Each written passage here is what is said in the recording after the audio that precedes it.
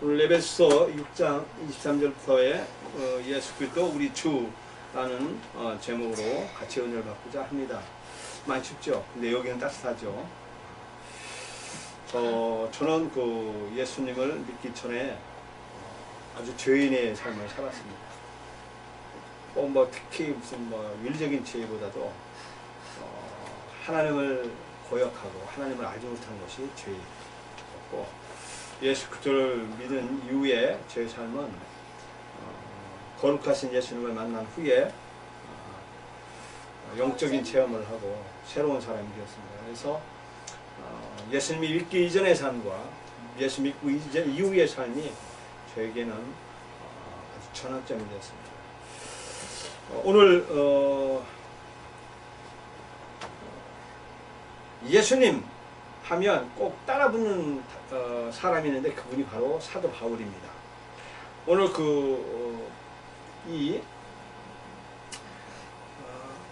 예수님은 목수이셨습니다. 목수. 이게 가구 만드는 목수이셨어요. 직업이. 어릴 때. 예. 그분이 이제 하나님의 아들, 하나님의 사명을 받고 태어나서 메시아 사명에서 감당하셨죠. 그 다음에 딱 따라붙는 사람이 있는데 그건 뭐냐면 바울입니다. 바울이 왜 그렇게 유명하냐면 바울은 이 석학자예요. 아주 최고 학부를 졸업을 하시고 공부를 아주 어마어마하게 한 공부의 석학자예요. 이분이 실력이 뛰어났습니다. 뛰어났는데 뛰어난 바울이 구약의 사상을, 구약 성경에 있는 구약 하나님의 사상을 신약에 접목시킨 자예요. 그래서 유명한 거예요. 그래서 이 바울이 오늘 에베소서의 서신이 지난번 시간에 말했듯이 옥중서신이에요.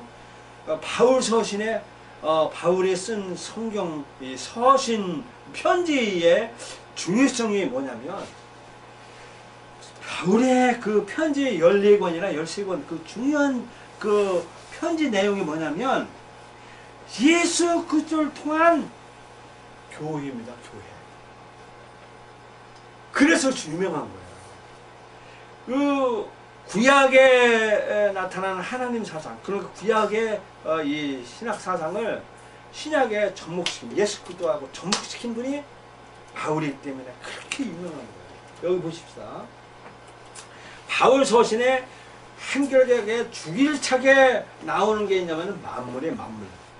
하나님이 태초에 천지를 창조하시니라. 사도 바울이 만물을 하나님이 창조하시고 만물을 창조하신 이유는 만물 위에 교회, 으뜸에 드신 교회를 세우기 위함이라.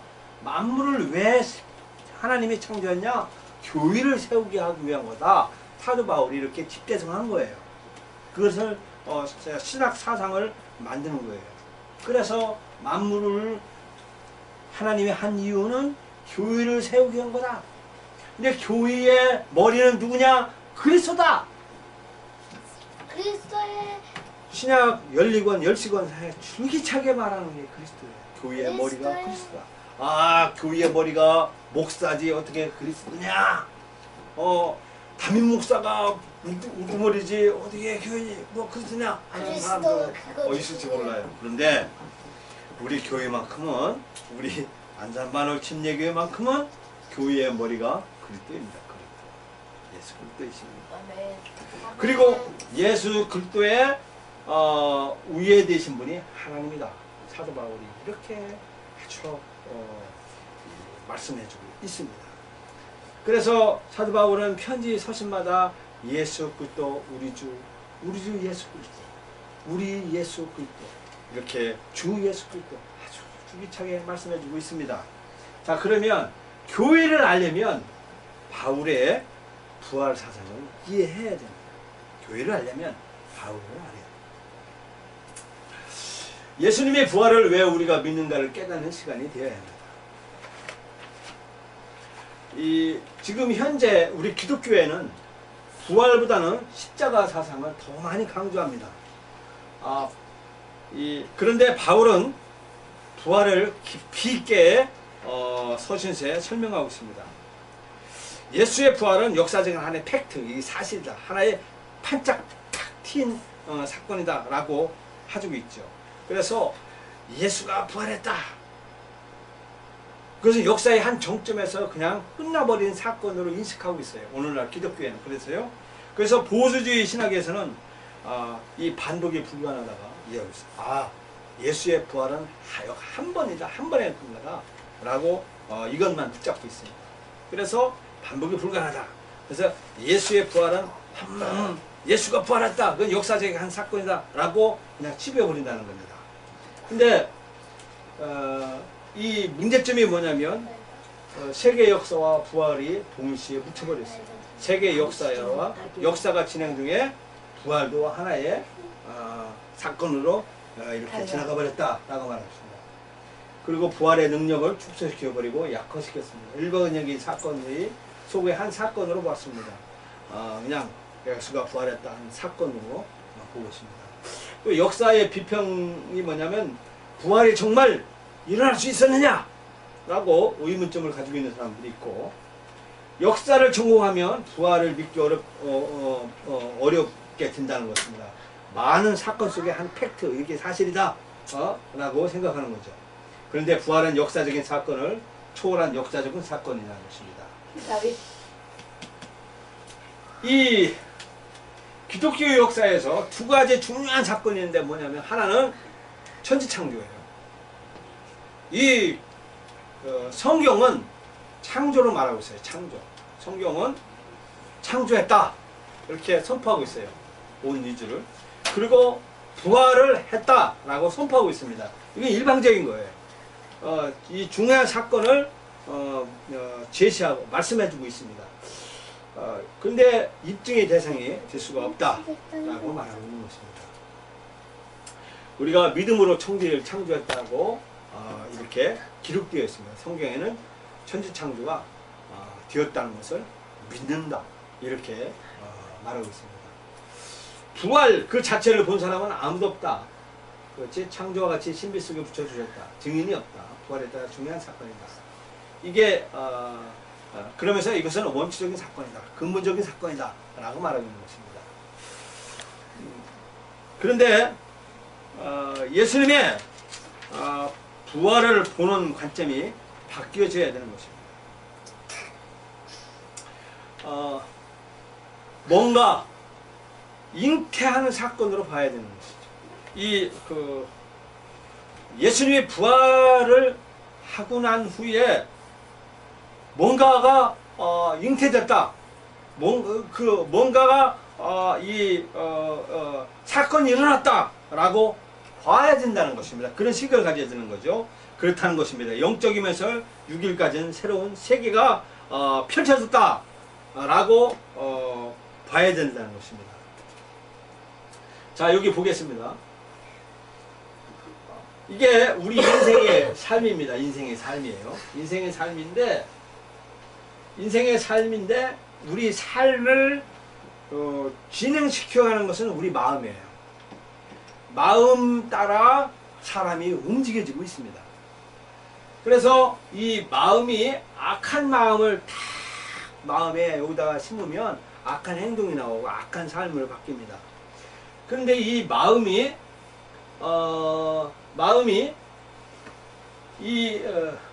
중심이 내가 중심이 있어요. 내가 내 마음대로 살 거야. 나는 누구의 말도 안 듣지. 남이 조언도 안 듣고 나는 내 마음대로 살 거야 하고 내가 주인인 사람이 있어요. 그런 사람은 남의 시선에 상관없이 내가 살고 싶은 대로 사는 거예요. 이런 사람이 있어요. 어떤 사람은 내가 중심이 있고 예수님을, 이 십자가 예수님을 받아들이기는 하지만 예수님은 옆에 계시고 제가 주인이 되겠습니다 라고 하는 사람이 있고, 어떤 사람은 나는 여기 밑에 있고 예수님이 내 의자에 앉아서 마음 중심에서 예수님이 하시는 대로 살겠습니다. 예수님이 하는 대로 하겠습니다. 라고 하는 사람, 이런 사람이 있어요. 그래서 이 마음 중심에 예수님이 원하는 예수 그리스도가 하시고자 하는 그런 마음을 갖고 갖는 사람, 이 마음이 중요한 사람, 이 사람 하나님은 마음을 보시기 때문에 그 예수 그리스도의 마음을 가지고 삶을 사는 사람은 이 삶이 예수 그리스도의 삶으로 막 진행시키는 거예요. 그런 삶으로 사는 거예요. 그래서 이 사도 바울이 예수 그리스도 우리 주라고 고백한 거예요. 그래서 예수 그리스도가 우리의 주인이다, 나의 주인이다 라고 하는 사람, 이런 사람이 바로 사도 바울이라는 것입니다. 다음 보겠습니다. 자, 예수 그리스도가 아까 말했죠. 예수님의 부활의 사건으로 뭔가 잉태된 것 같다. 그게 뭐냐면 교회입니다. 교회. 예수님의 부활 이후에 교회가 이 세상에 세워졌습니다. 즉 이 교회는 뭐냐면 세상으로부터 부름받은 하나님의 백성의 모임이면서 세상으로 보냄받은 그리스도의 제자들의 모임이다 라는 거죠. 이게 뭐냐면 우리가 세상에 살고 있어요. 우리가 세상에서 세상에서 이 코스모스가 이게 뭐냐면 조직. 이 조직 속에 살고 있어요. 지금 뭐냐면 세상이라는 사회 조직 속에서 우리는 살고 있는 거예요. 세상에서 살고 있는 거예요. 코스모스예요. 이 세상에서 우리가 부름받았어요. 어떤 사람은 뽕나무에서 뽕나무 재배하다가 하나님의 부름받고 나 하나님의 자녀가 되겠다 그런 사람이 있고, 어떤 사람은 막 글 쓰다가 하나님의 부름받고, 어떤 사람은 막 싸우다가 하나님 만나서 부름받고, 어떤 사람은 막 도둑질하다가 강도짓하다가 또는 이렇게 하나님의 부름받은 사람. 그래서 이게 뭐냐면 교회에 보면 부름받은 사람들의 모임을 교회라고 말하는 거예요. 그랬는데 또 세상으로 보냄받은 자가 교회라는 것입니다. 자, 쉽게 말하면 지금 현재 이렇게 모인 이분들이 다 교회예요, 교회. 근데 그러면 예배 오늘 딱 끝나고 집에 가는 거예요. 집에 돌아가시는 거예요. 집에 돌아가면 그거는 교회가 아니냐? 집인데 무슨 교회야? 아닙니다. 집에 가신 것도 교회입니다. 집에 가서 계신 그 자리, 또는 사업장에 가신 그 자리, 거기가 교회라는 것입니다. 그래서 교회는 모이는 교회와 흩어지는 교회가 있다는 것입니다.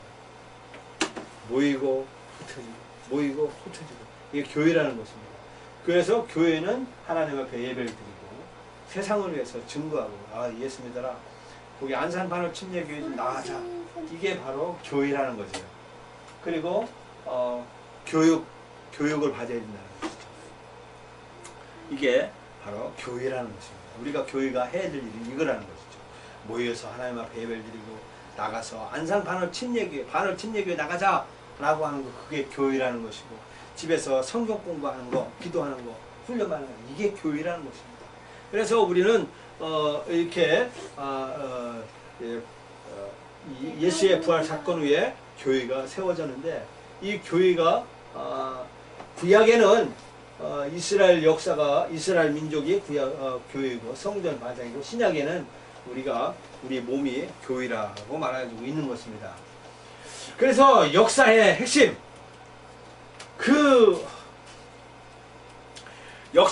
우리가 이렇게 시간의 흐름의 핵심이 누구냐면 예수 그리스도예요. 예수 그리스도가 역사의 핵심입니다. 그러면 예수 그리스도, 그러면 예수는 누구냐? 예수는 여호수아라는 말이에요. 여호수아. 예수라고 하는 말이 여호수아인데, 이게 예수아라는 말입니다. 이게 히브리어인데, 이게 무슨 말이냐면 예수가 하나님이라는 말이에요.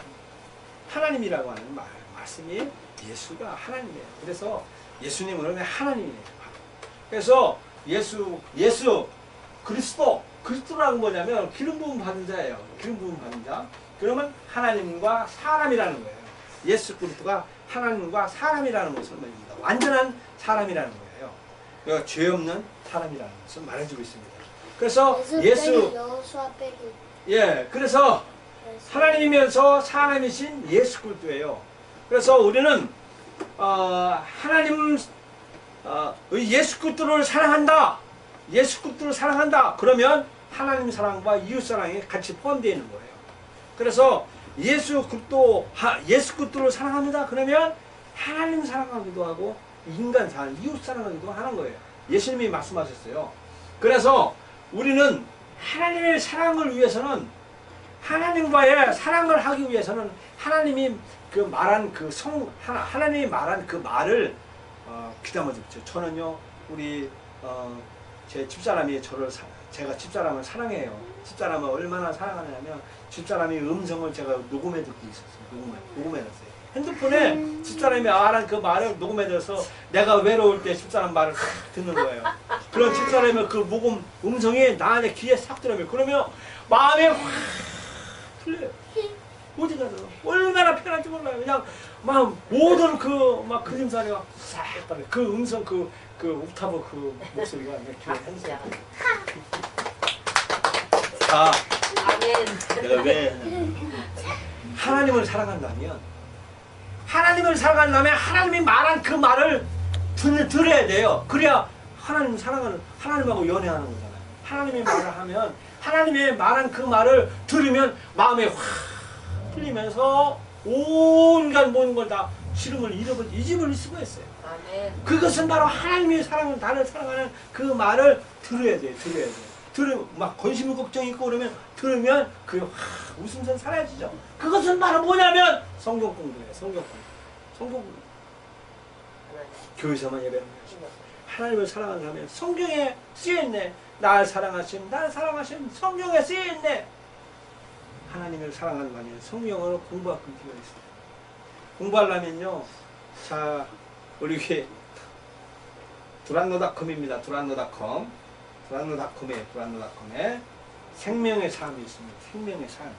매일 쓰는 일기입니다. 매일 쓰는 생명의 삶이 제가 책을 지난번에 6권씩 드렸어요. 근데 두란노닷컴이라는 생명의 삶 여기에서 성경 매일 생명의 삶 트위터를 하시기 바랍니다. 그러면 성경 공부 하나님의 나라 사랑하는 것을 이해할 수가 있어요. 그리고 우리 교회 홈페이지 보면 필수 과목이 있고 이 선택 과목이 있어요. 그거를 공부하시면 됩니다. 그리고 기도일지를 하나님이 나를 사랑하면 내가 하나님 앞에 기도하고 하는 거, 하나님 앞에 아뢰는 거, 내가 하나님을 사랑합니다. 이 기도가요. 하나님, 내 아들이 이번 수능 시험입니다. 수능 100점 맞게 해주십시오. 이런 기도, 이런 수준 같은 기도가 아니라 하나님이 나를 사랑했으니 나 하나님 사랑합니다. 이게 기도라는 겁니다. 하나님이 나에게 평안을 줬으니 내 마음이 평안합니다. 하나님 감사. 이게 기도라는 겁니다. 이런 게 진짜 수준 높은 기도고 하나님을 사랑하면 그런 내가 원수의 목전에 칼이 나에게 딱 들을지라도 성경에 하나님이 나를 사랑했으니 하나님 사랑합니다 라고 하는 것이 기도라는 겁니다. 이거를 기도를 하라는 겁니다. 그리고 이웃 사랑을 위해서는 40가지 품성 칭찬이 있습니다. 품성 켜봐요. 이따가 품성 칭찬할 텐데 40가지 품성이 있다는 것이죠. 왜? 예수 그리스도 하나님이면서 사람이에요. 사람을 사랑하려면 이웃을 사랑하려면 남을 칭찬해 줘야 됩니다. 예수님을 높여드리듯이 남들 앞에서도 우리는 예수 그리스도의 사람이기 때문에 다른 사람을 높여드리고 칭찬해 주는 거예요. 말 한마디에 청년빛 같습니다. 갚는 거예요. 돈 없는 사람한테 돈 달라고 하다가 괜히 이제 해코지 당해요. 자, 칭찬 한마디 했다가 호텔이 생기는 사람도 있고 칭찬 한마디에 남 좋은 말을 이렇게 잘했다가 아파트가 생긴 사람도 있어요. 그리고 이 아주 중요합니다. 이웃사랑. 이웃사랑에서 남한테 잘 되라, 너 잘 되라 칭찬해 주는 거 요게 미인대칭으로 미소로 인사하고 대화로 칭찬하라. 빈 입에 맨입으로 칭찬하는 거예요. 그러면 떡이 들어옵니다. 중요합니다. 인생 성공은 여기에서 달려있어요. 인생 성공은요 여기에 달려있어요. 맨입 빈 입에 남 칭찬하라 이거예요. 어떤 눈앞에 어떤 험악한 꼴더라고 해도요 웃고 칭찬하면 복이 듭니다. 소문 만복내라고 하는 옛날 고사성어가 있습니다. 웃으면 복이 온다는 것입니다. 그리고 남을 이웃을 사랑하려면 책을 읽어야 돼. 책. 나는요 한정된 삶을 살아요. 한정된 삶. 내가 남의 인생을 살아보지 못합니다. 그러면요 짧은 시간에 남 40년 인생을 내가 훔쳐오는 거예요. 그것을 카피해오는 거예요. 남들의 인생을 책 속에서 배우는 거예요. 저는 그래요. 연세 많으신 분들요 죽는 순간까지 배우다가 죽는다고는 생각해요. 죽음에 이르러서도 배우고 죽는다. 나는 배우기를 싫어하는 사람은요 그건 소망이 없다고 봅니다. 배우는 사람, 책 읽는 사람, 이 사람이야말로 진정 하나님 사랑과 이웃 사랑하는 사람인 줄로 믿습니다. 그래서 우리는 배우는 사람이에요. 무조건 배워야 돼요. 그래서 책을 하루에 한 권씩 읽으시는 여러분이 되길 바랍니다. 보십시오. 새 계명을 너에게 주니 서로 사랑하라. 내가 너희를 사랑하는 것 같이 너희도 서로 사랑하라. 베드로는 어디 있지? 맞죠. 사랑은요. 사랑은 우리가 해야 될 일이에요. 사랑은 내가 지위가 높든 낮든 빈부나 귀천, 부한자나 가난한 자나 이거는 아무 상관이 없어요. 저한테 가난하다 조건이 안 되는 거예요. 나 가난하다? 그거 좀 불편할 뿐이에요. 그럼 나 못 배웠다? 그거 좀 불편할 뿐이에요. 그게 중요한 게 아니에요. 다만 중요한 건 뭐냐면 서로 사랑하는 거예요. 어떤 사람이 저기 있지요. 그 스파르타라고 하는 지역에 스파르타라고 하는 그 교육이 있었어요. 뭐냐면 가난한 민족으로 세우기 위해서 가난한 자식은 키우고 열등한 자식은 막 제거시켰어요. 그리고 가난한 사람만 키우는 거예요. 그리고 열등한 자식은 장애야 이런 사람은 막 제외시키고 그런 사람. 얼마 못 갑니다. 그런데 비록 성장이 늦고 교회 부흥이 안 되고 교회 빌딩을 못 세우고 교회에 뭐 의리에 피아노를 못 놨고 그렇더라도 교회에 들어와 있는 교회 회원들을 한 사람도 나고 없이 회원들과 같이 함께 기우뚱 살아가면서 인생 하나님 앞에 사는 것 이것이야말로 가장 위대하고 가장 위대한 교회입니다. 그래서 우리 교회는 이렇게 하나님 사랑과 이웃 사랑하는 실천하는 여러분과 제가 되기를 예수님의 이름으로 축원합니다. 네.